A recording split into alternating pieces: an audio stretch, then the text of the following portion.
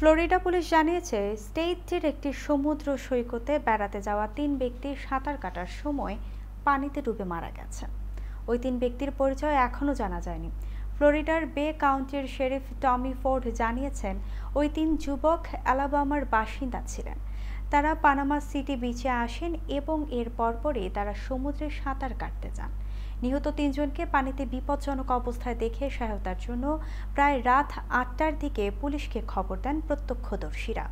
অনুসন্ধান ও উদ্ধার কর্মীরা ২.৫ ঘন্টার প্রচেষ্টার পর 10:30টার দিকে তাদের ৩ জনকে অচেতন অবস্থায় উদ্ধার করতে সমর্থ হয়। ফোর্ড জানিয়েছে, হাসপাতালে নেয়ার পর কর্তব্যরত চিকিৎসক তাদের ৩ জনকে মৃত ঘোষণা করেন।